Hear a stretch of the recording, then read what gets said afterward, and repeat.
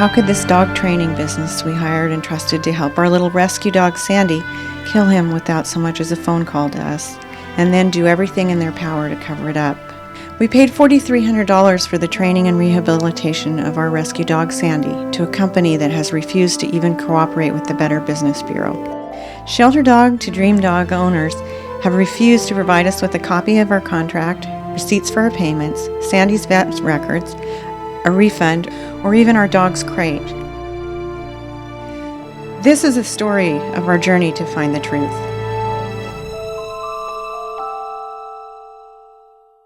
For something like this to happen, when so many people wanted him to live and so many people donated to help him and pledged to get him out.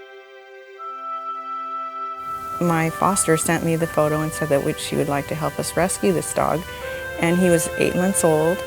He was very, very, very timid, a terrier mix, and we had him pulled and transported directly to the foster's home.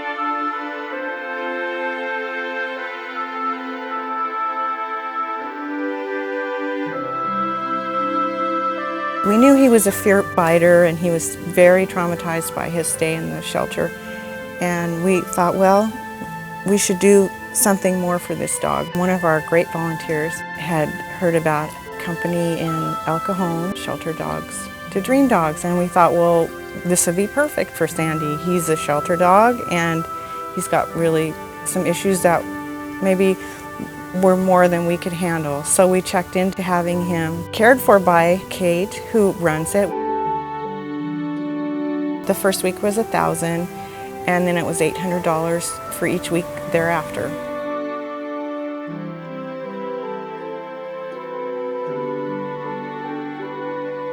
I want to show you what happens to some of these dogs who are born in the wrong place at the wrong time with the wrong people and have never been taught how to trust and how to have manners and rules, etc. This is Sandy.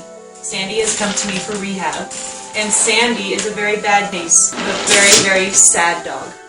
Sandy is unable to be touched and has never been touched. Sandy will bite, and Sandy will be so scared that he will actually go to the bathroom on himself.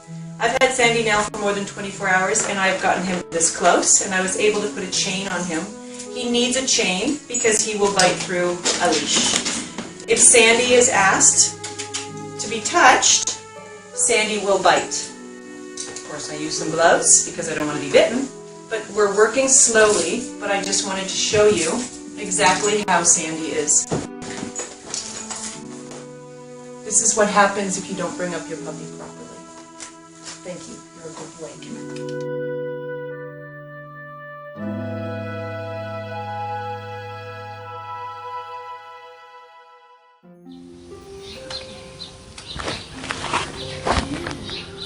There we go. Oh, yeah. Look who's on my lap. Oh, look at that. Want my hand? You don't even try to bite me. What's going on? You know you trust me. Sandy, come on. Come on. Here we go. Good girl. Good boy. And from everything that we were hearing from Cate Sacks, he was making great progress. On May 24th, she made a post on Facebook saying that there was amazing news with Sandy tonight. She said, "Tonight I sat quietly with this, my favorite thing to do in the evening with him, and he actually allowed me to pet him gently on the face." On May 29th, there was a post on Facebook that said volunteers are now able to slowly pet Sandy. Sandy's also had a bath.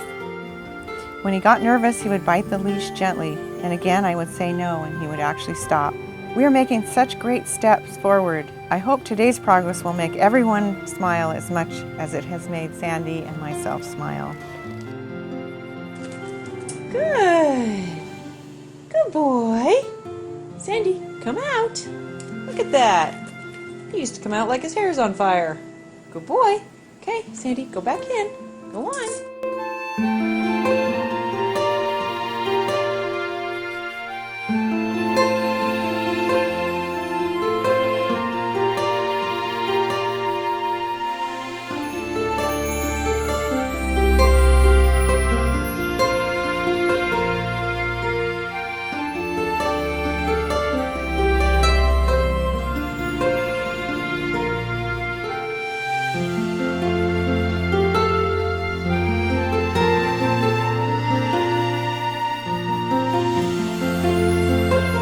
So I created a little rescue to rescue transfer form, and she said she would take care of the neuter and provide some more training for him.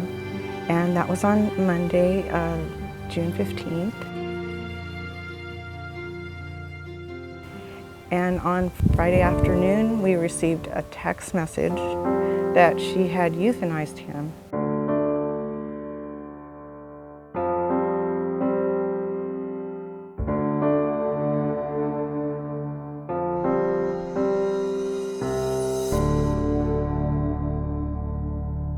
This lady who we entrusted to train this dog and take care of this dog had decided to euthanize Sandy. We were absolutely shocked at that she would have taken that on her own. When we transferred him, if we had thought anything like that was possible, we would have never, ever, ever left him there. I sadly had to make the decision for euthanasia. Again, if he had had an owner, I could have worked with that person to put him on a life's plan for him as far as he would allow us. But as for a dog for adoption, he was just too dangerous. And it makes me kind of wonder what we'd spent all that time and all the resources that she couldn't have told us that the first week maybe, or maybe even the second week, or maybe even the third week, or even the fourth week.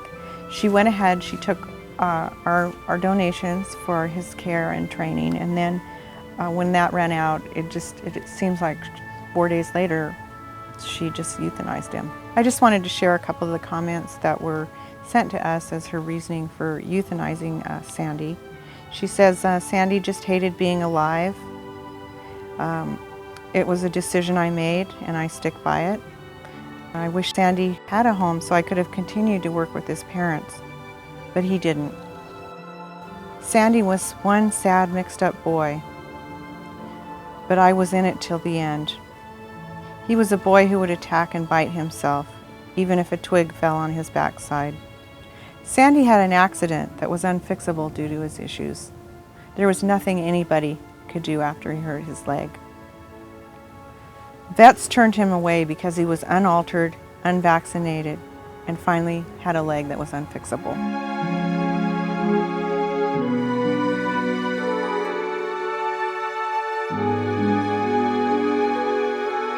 Now, having a hurt paw and not finding a vet who could even approach him was my final decision.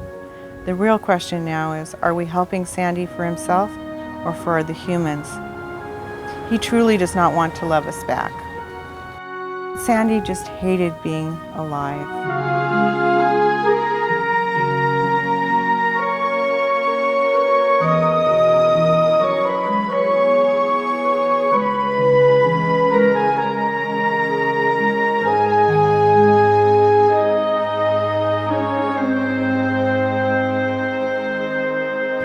We just don't know what happened.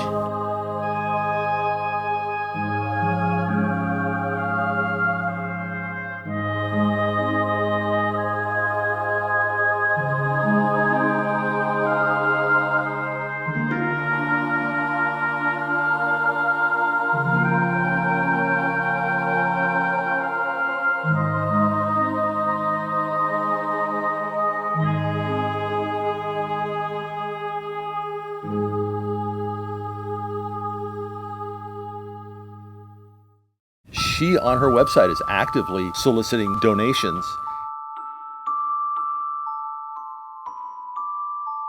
We are still left with so many unanswered questions. Why did Cate ask Lucky Pup to relinquish Sandy to her? When and where exactly was Sandy killed? How long were we still paying Cate after she had Sandy killed? Where did his body go? Who were those 2 vets she claims that saw him? What were his life-threatening injuries, and how was he injured? Why in the world would she leave him under a tree all day, injured? Why did she pretend like she didn't know who I was when I tried to find out what really happened? Did Sandy bite or harm anyone while he was in her care? Why did she tell our shelter he was killed for behavior issues? Why won't she provide any documentation so that we can have some sort of closure? And I wonder how many other shelter dogs have just disappeared in her care because they didn't have a family who loved them.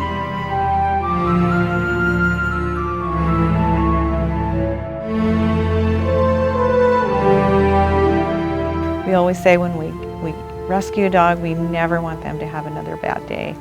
And that certainly wasn't the case with Sandy.